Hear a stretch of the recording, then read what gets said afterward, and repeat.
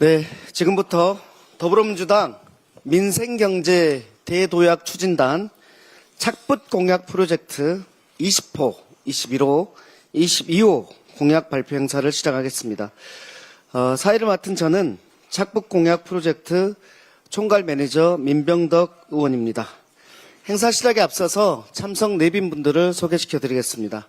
먼저 더불어민주당 정청래 대표님 와주셨습니다. 착붙 공약 TF 단장을 맡고 계신 김태년 의원님 와주셨습니다. 네, 그리고 공약 전담 매니저 분들을 먼저 소개시켜 드리겠습니다. 20호 공약입니다. 산모, 신생아 돌봄, 국가 책임 확대 업, 공공산후조리원 전국 확대 매니저이신 송재봉 의원님께서 와주셨습니다. 21호 공약입니다. 중증 소아 청소년 이형 당뇨 환자 지원 업, 걱정 다운 전담 매니저이신 김윤 의원님 와주셨습니다. 22호 공약입니다. 학교 책임 의료로 학생 안전 업, 전담 매니저이신 진성준 의원님 와주셨습니다. 네, 다음은 TF 소속 의원님들을 소개시켜 드리겠습니다. 무순입니다. 박지혜 의원님 와주셨습니다. 이현희 의원님 와주셨습니다. 김영환 의원님 와주셨습니다. 이광희 의원님 와주셨습니다. 김영진 의원님 와주셨습니다. 안태준 의원님 와주셨습니다. 박홍배 의원님 와주셨습니다. 홍기현 의원님 와주셨습니다. 마지막으로 한민수 의원님 와주셨습니다. 네, 그러면 본격적으로 정청래 대표님의 인사말을 시작으로 행사를 시작하겠습니다. 네, 여러분 반갑습니다. 어느덧 9번째로 개최하는 착붙 공약 프로젝트 발표 시간입니다. 제가 광주 일정으로 참석하지 못했던 4호, 5호 발표를 제외하고 지금까지 발표에 모두 함께하며 공약 설명을 들어왔습니다. 시간이 흐를수록 이 공약이 민주당만의 공약이 아니라 좋은 공약은 야당도 같이 했으면 좋겠다, 이런 생각을 했습니다. 그래서 착붙 공약인데요, 국민의힘에서 복붙 공약을 해도 좋지 않을까, 그런 생각을 했습니다. 좋은 건 서로 같이 베끼기도 하고 또 응용하기도 하고 그랬으면 저는 좋겠습니다. 왜냐하면 그만큼 이 착붙 공약이 저는 너무 좋고 아깝기 때문에 그런 생각을 했습니다.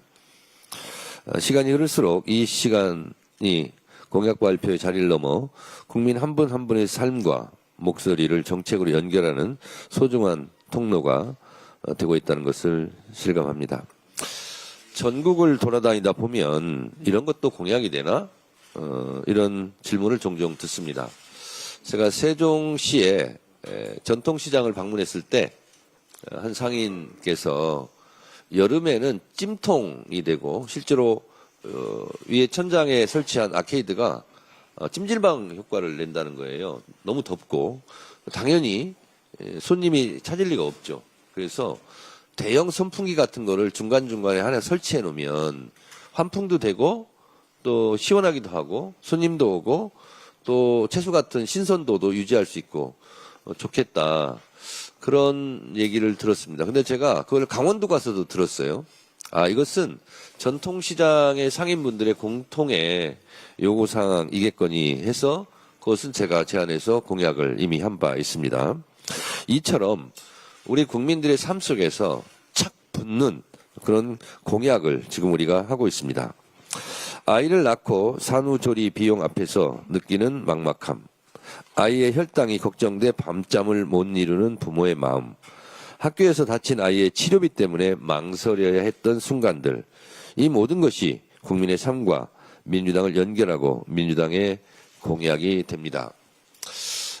제가 며칠 전에 어떤 분한테 진짜 절절하게 얘기를 들었습니다. 바로 응급실 뺑뺑이 얘기 많이 들어봤죠.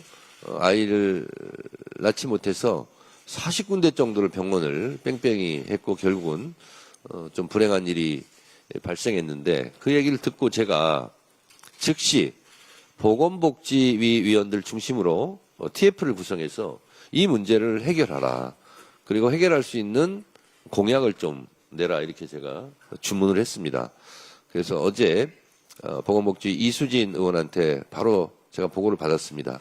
즉시 TF를 꾸렸고 그리고 방안을 내오겠다. 이런 얘기를 들었습니다. 그것도 저는 공약화했으면 좋겠습니다. 정말 21세기 이 대한민국 선진국에서 있을 수 있는 일인가. 저는 그런 생각이 들어서 그러한 것을 하나하나 해결하는 것이 이재명 정부 더불어민주당의 정성과 유능함이 아닐까 그런 생각이 듭니다. 반드시 그 문제는 해결했으면 좋겠습니다. 오늘 공약도 국민들의 일상에서 하나하나 탄생했습니다. 출산과 건강, 학교 안정과 관련된 생활 밀착형 과제들입니다. 20호, 21호, 22호 공약을 곧 발표할 것입니다. 국민의 삶은 결코 추상적이지 않습니다. 그리고 국민의 삶은 큰 것과 작은 것이 따로 없습니다. 작은 것이 큰 것이 되고 또 그걸 잘 해결하면 큰 것이 또 큰 문제가 작은 문제가 됩니다. 큰 것, 작은 것 가리지 않고 국민이 아파하는 곳, 국민이 원하는 곳은 더불어민주당이 늘 찾아가도록 하겠습니다. 아주 구체적이고 때로는 사소해 보일 수 있는 문제들이 모여 우리의 일상을 이루고 있습니다. 작은 목소리 하나도 흘려듣지 않겠습니다. 국민이 제안하면 민주당이 실현합니다. 오늘 이 공약들이 지역 주민들께서 체감하는 성과로 다가올 수 있도록 더욱 치열하게 고민하고 실천하겠습니다. 앞으로도 국민 여러분께서 삶의 질을 높이는 변화, 안심할 수 있는 내일, 온기가 느껴지는 공동체를 드릴 수 있도록 최선을 다하겠습니다. 감사합니다. 네, 착붙 공약이면 복붙하시라, 공유하시라는 말씀을 주셨습니다. 다음으로 김태년 단장님의 모두 발언을 듣겠습니다. 예, 반갑습니다. 민생경제 대도약 추진단장 김태년입니다. 어제 코스피가 사상 처음으로 7,000선을 돌파하더니 7,400을 찍었었는데 지금 7,400을 넘겼습니다. 시가총액도 6,000조 원을 넘었습니다. 대한민국 자본시장의 새로운 역사입니다. 아시다시피 주식시장은 미래의 경제 상황을 먼저 반영합니다. 시장이 대한민국의 미래를 먼저 알아보고 있습니다. 12.3을 딛고 이재명 국민주권 정부와 민주당이 대한민국 정상화의 길을 제대로 만들어가고 있다고 하는 방증입니다. 민주당은 여기서 멈추지 않겠습니다. 국민이 체감하는 민생의 변화까지 반드시 만들어내겠습니다. 오늘 발표하는 착붙 공약 역시 국민의 삶 가장 가까운 곳에서 국민의 책임을 더 두텁게 만드는 약속들입니다. 20호는 공공산후조리원 확대입니다. 출산과 돌봄의 부담을 처음부터 국가가 함께 하는 것, 저출생 위기를 넘는 가장 확실한 출발점입니다. 담당 매니저는 송재봉 의원입니다. 21호는 중증 소아 청소년 2형 당뇨 환자 연속 혈당 측정기 지원입니다. 경제적 부담 때문에 치료를 망설이는 일이 없도록 하겠습니다. 담당 매니저는 김윤 의원입니다. 22호는 학교 책임 의료입니다. 의료 공공성 병원이 아니라 아이들의 일상과 학교 현장에서부터 시작되어야 합니다. 담당 매니저는 더불어민주당의 정책위 의장 출신의 현재 예산결산특별위원회 위원장이신 진성준 의원입니다. 감사합니다. 소식 하나 전해드리겠습니다. 일전에 대표께서 말씀을 해 주셨는데요. 이렇게 실행을 해 주셔서 감사합니다. 착붙 공약 추진단 참여의원 42분 전원을 포상해 주셨습니다. 1급 네, 포상입니다. 감사드립니다.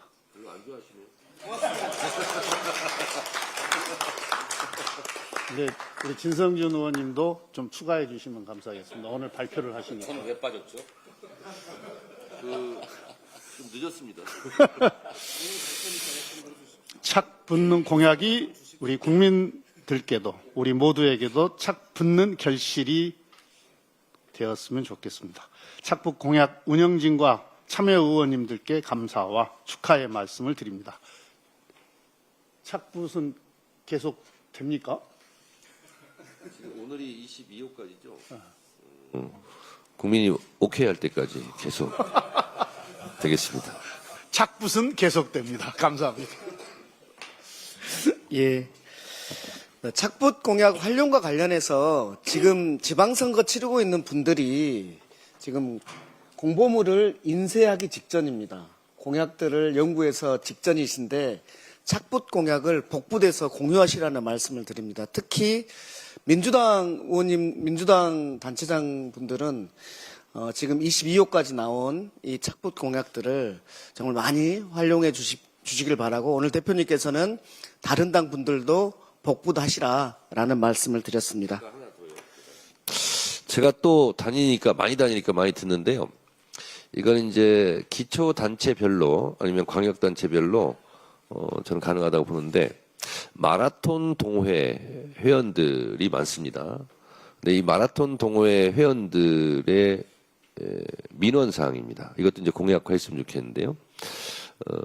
보통 이제 마라톤 대회를 하면 큰 대로를 막고 교통을 통제하고 하지 않습니까? 근데 동호회인들은 주로 산책길, 자전거길 이런 데를 다니거든요.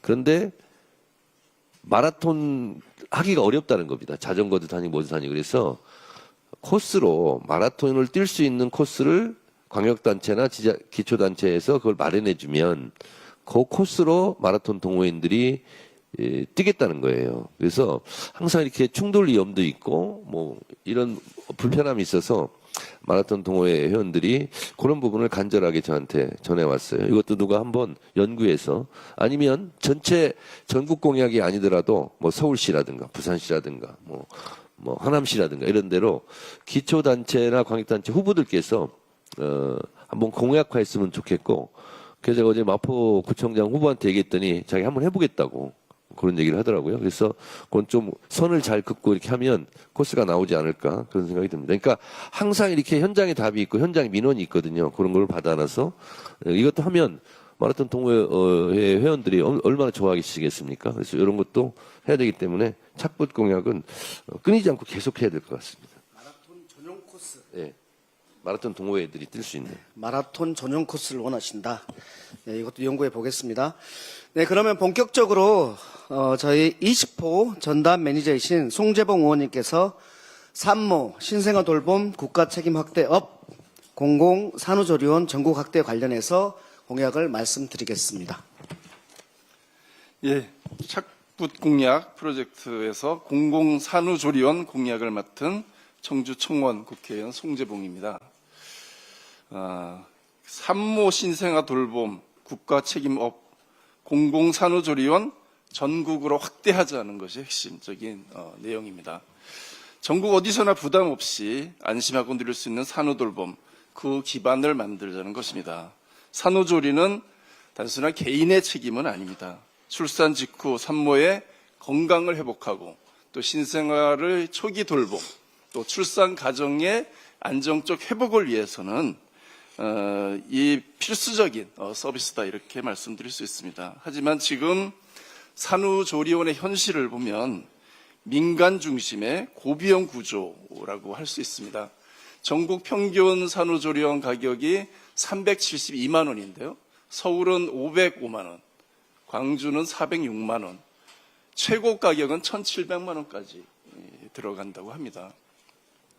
근데 이런 비용 부담이 옆에 보시면 점점 부담이 늘어나고 있습니다. 2021년에 289만 원이었는데 평균이 2025년에 372만 원으로 급격하게 높아지고 있는 것이 현실이기도 합니다.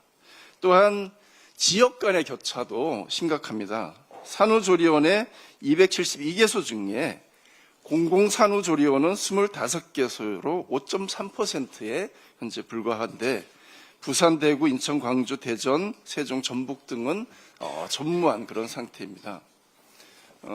그리고 전국의 229개 기초자치단체 중에 96곳은 그 지자체 내에 산후조리원 자체가 없는 그런 지역입니다. 바로 인구 소멸 지역의 경우는 아이를 낳아서 출산의 과정부터 산후조리 또 양육 전반에 있어서 이런 어려움을 겪고 있다, 이렇게 말씀을 드릴 수 있습니다.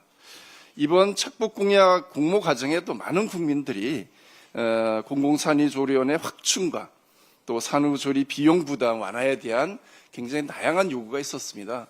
특히 저희 보좌관이 얼마 전에 아이를 낳았는데 정말 이 산후조리원 비용이 상당히 부담이 되었다고, 이것만은 꼭 해야 된다, 이렇게 강력하게 주장을 해서 오늘 발표를 하게 되었습니다. 출산은 개인의 일이지만 출산 이후의 회복과 돌봄은 우리 사회가 책임을 져야 합니다. 이제는 국가가 함께 책임지는 산후돌봄 체계가 필요합니다. 그래서 세 가지의 공약을 말씀드리겠습니다. 첫째는 지역과 소득에 따라 달라지지 않게 하겠습니다.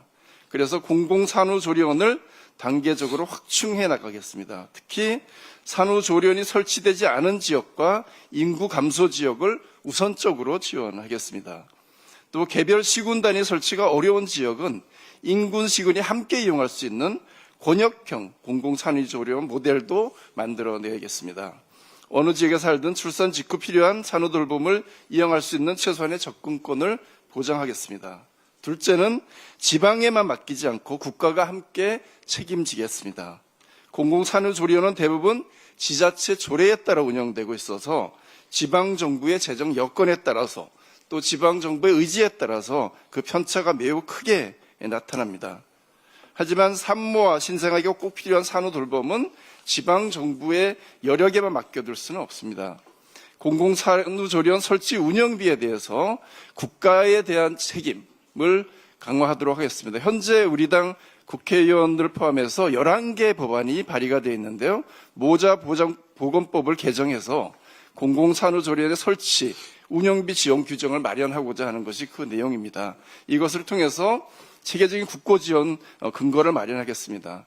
취약계층과 다자녀 가정 등에 대한 이용료 감면도 적극적으로 확대해 나가겠습니다. 셋째는 저렴함을 넘어서 믿고 맡길 수 있는 공공성을 강화하도록 하겠습니다.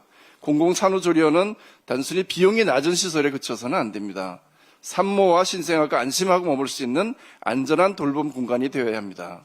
그래서 공공산후조리원 표준 운영 모델을 마련하고 지역 공공병원, 의료원과 연계해 산후신생아 관리 체계도 강화하도록 하겠습니다.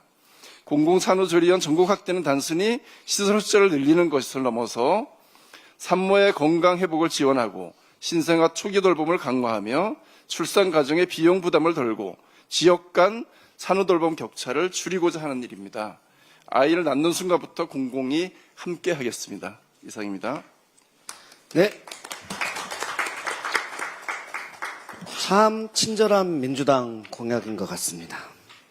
21호입니다. 전담 매니저이신 김윤호님께서 중증, 소아, 청소년, 이형 당뇨 환자 지원업 걱정 다운 공약을 말씀해 주시겠습니다. 세 개째 최다입니다. 상을 주셔야 되는데요. 네. 예. 착붙 공약 프로젝트에 참여하는 보건복지위원회 김윤입니다. 6호 가족인 요양보호사 돌봄 시간 인정 업 공약, 7호 지역가입자 재산보험료 다운 공약에 이어서 21호 공약 중증, 소아, 청소년, 이형 당뇨 환자 지원 업 공약을 발표하게 되었습니다. 다음 슬라이드. 2560번 서울시 양천구에 거주하시는 시민께서 주신 제안입니다.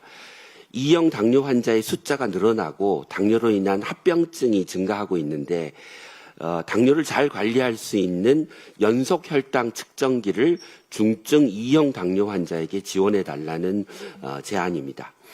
잘 아시는 바와 같이 당뇨란 췌장에서 인슐린이 만들어지지 않거나 만들어지더라도 이게 제대로 혈당을 낮추는 효과를 발휘하지 못해서 생기는 질환입니다. 인슐린 주사를 맞아서 혈당을 관리하는 중증 당뇨 환자에게 있어서 혈당 관리는 곧 생명과 직결되는 문제입니다. 저혈당, 고혈당 모두 응급 상황이기 때문입니다. 연소혈당 측정기는 피부에 부착된 센서를 이용해서 5분마다 혈당을 측정하고 그 결과를 스마트폰에 전송해 주는 기기입니다. 이 연속혈당 측정기를 이용하면 저혈당이나 고혈당으로 응급 상황에 빠지는 것을 막을 수 있습니다. 그런데 현재 우리나라에서는 선천적으로 인슐린이 분비되지 않는 일용 당뇨 환자에게만 연속혈당 측정기 구입비의 70%를 지원하고 있고, 후천적으로 발생한 당뇨 환자인 경우에는 선천적 당뇨와 마찬가지로 인슐린이 아예 분비되지 않거나 인슐린 주사를 맞아야만 혈당이 조절되는 중증 환자인 경우에도 이 연속혈당 측정기를 지원하지 않고 있습니다. 그래서 이번 착북 공약은 인슐린이 분비되지 않는 췌장 장애를 가진 중증 2형 당뇨 환자와 혈당 관리에 어려움을 겪을 수밖에 없는 19세 미만의 소아청소년 2형 당뇨 환자에 대해서 연속 혈당 측정기 구입비를 건강보험에서 지원하겠다는 약속을 드리는 것입니다. 이미 선진국에서는 인슐린 치료를 받는 2형 당뇨 환자에게 연속혈당 측정기를 건강보험에서 지원하고 있는데, 이것은 혈당을 지속적으로 측정해서 합병증을 막는 것이 연속 혈당 측정기 지원 비용을 건강보험에서 대주는 것보다 더 경제적이기 때문입니다. 앞서 말씀드린 것처럼 특히 소아청소년 환자의 경우 학교 생활과 일상생활에서 혈당을 안전하게 관리하는 데 성인보다 더 어려움을 겪고 있기 때문에 연속 혈당기 측정이 반드시 지원되어야 한다고 생각합니다. 이상입니다.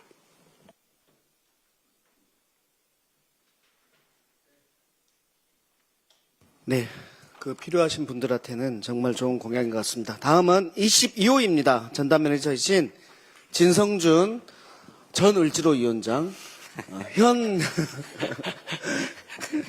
네, 전 정책위의장, 현 해결위원장이신 진성준 의원께서 학교 책임 의료로 학생 안전업 공약을 발표해 주시겠습니다.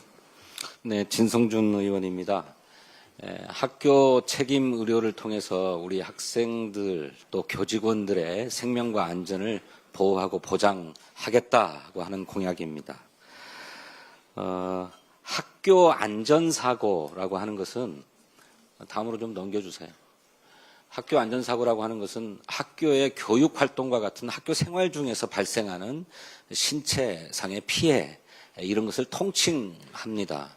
이 학교 안전사고가 발생하면 그 요양 또 장애 이런 것에 대해서 급여를 실시하도록 하고 있는데, 그거는 국민건강보험과 학교안전공제 이 두 가지를 통해서 보장하고 있어요. 그런데 여기에 사각지대가 많이 있습니다. 한번 보십시오. 학교안전사고 발생 추이인데 2020년에 아마 코로나 때문에 사회적 거리두기 때문에 크게 줄었던 것 같은데요. 그 뒤로 매년 큰 폭으로 늘어나고 있어서 2024년도 현재 전국적으로 21만 1000여 건의 학교 안전사고가 발생하고 있습니다. 학생 100명당 3.73건 꼴인데 이게 점점 늘어나고 있어요. 근데 이에 대해서 학교 안전사고의 보상은 어떠냐? 보상 추이를 보면 2024년도에 막대기에 쓰여 있는 숫자가 그렇습니다. 13만 2천 건이 보상되었습니다. 거기 들어간 비용은 576억 원이에요. 21만 건의 학교 안전사고가 발생했는데 13만 건 정도만 보상되었거든요. 그러니까 한 8만 건 정도는 보상의 사각지대에 있는 것입니다. 이걸 어떻게 해결할 것이냐 하는 것입니다. 다음으로 넘어갈까요? 왜 이러냐면 우리 학교안전공제제도가 급여 중심의 보상 구조를 가지고 있기 때문에 그렇습니다. 안전사고가 발생하면 이걸 어떻게든 치료하겠다라고 하는 치료 중심의 사고를 해야 되는데, 국민건강보험에서 일부, 그다음에 안전공제제도에서 일부 보상한다, 정도로 그치고 있기 때문에 치료 중심적 사고를 못하고 있기 때문에 그렇다. 그래서 치료에 부담을 느끼는 학부모들이나 이런 데는 오히려 치료를 포기하고 망설이게 되는 그런 상황이 발생하고 있다는 것입니다. 다음으로 넘어갈까요?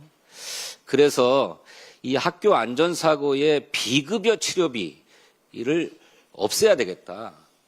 전부 다 보상할 수 있도록 해야 되겠다라고 하는 것입니다. 그래서 치료 필요성 중심의 보상 구조로 확실하게 전환하자. 하지만 뭐 미용을 위해서거나 또는 선택적으로 진료한다라는 이런 보상의 타당성이 없는 항목은 좀 제외해 가자라고 하는 것입니다. 그래서 필수 진료 보장부터 차근차근 확대해 나가는데 현재 치아 손상이나 골절, 재활, MRI, 초음파 이 비용이 많이 들어가거나 자주 발생하거나 또 이게 과연 그 보상을 해줘야 될 거냐 말아야 될 거냐 이게 분쟁의 빈도가 높은 건수일수록 좀 먼저 시범 사업을 실시해서 단계적으로 확대해 갈 필요가 있는 게 아닌가 싶습니다. 근데 이렇게 하면 그 지금 학생이나 교직원들이 스스로가 공제 회비를 내도록 돼 있어요. 그리고 이거는 지방자치단체마다 다 다릅니다. 근데 공제비가 늘어날 수 있는 게 아니냐는 우려가 있는데 그러지 말고 추가로 소요되는 사각지대를 없애는 데 들어가는 비용은 국가와 정부가 책임을 지도록 하자. 그래서 학생이나 학부모의 부담을 줄여나가도록 하자라고 하는 것입니다. 과정에서 하나 더 제가 찾은 일이 있는데요. 우리 교육당국의 자료관리상의 공백이 좀 있습니다. 가령 이게 그 학교 안전사고가 발생하면 이 공제 신청을 피해자가 직접 하도록 돼 있거든요. 그리고 이제 나중에 이걸 심사해서 보상하도록 돼 있는데 신청 내역은 관리하지 않고 있어요. 보상된 내역만 관리하고 있어가지고 얼마를 신청했는데 얼마가 보상되었는가 이게 국가적으로 관리가 안 돼서 통계가 없습니다. 또 하나는 어떤 것은 급여가 이루어지고 어떤 것은 급여해주지 않은, 보상해주지 않는 것으로 나누어져 있는데 이 나누어지는 항목도 제대로 또 관리도 안 되고 있어요. 통계도 없습니다. 이거는 정부 당국에서 관리해 가야 되겠다라고 생각을 하는데 이건 정부 당국과 좀 협의해서 적어도 자료 관리는 좀 충실될 수 있도록 하고 그에 따른 소요 예산이나 비용도 정확하게 측정 가능하도록 해나가야 되겠다고 생각하고 있습니다. 감사합니다. 예, 더불어서 아이들 간의 사소한 문제 때문에 발생한 것 때문에 어른들 문제가 확대되는 것도 막아질 수 있을 것 같습니다. 예, 이렇게 해서 20호, 21호, 22호 발표를 했습니다.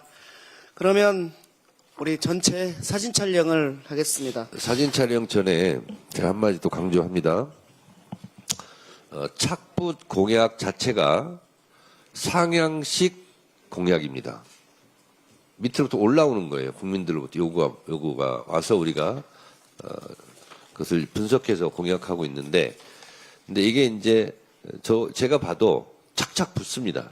귀에도 붙고 아주 또 일상에서 느끼는 이런 불편함 해결하는 건데, 근데 이렇게 공약만 하고 그냥 나몰라를 하면 또 열망과 실망의 사이클이 또 가지 않겠습니까? 그래서 이재명 대통령이 국민들로부터 지금 환호를 받는 것 중에 하나가 국무회의 생중계를 통해서 생생하게 점검하고 또 점검하는 거예요. 확인하고 또 확인하는 거. 그래서 우리도 이 착붙 공약도 실제로 이것을 공약하고 그리고 이것이 실현이 되는지 또 예산은 어느 정도 투입되는지 이것을 계속 점검하고 또 점검하는 게 중요하겠다. 그래서 공약에 대한 새로운 인식을 또 심어줘야 되겠다는 생각이 듭니다. 그래서 착붙 공약의 실천 경로는 CNC입니다. 체크 앤 체크.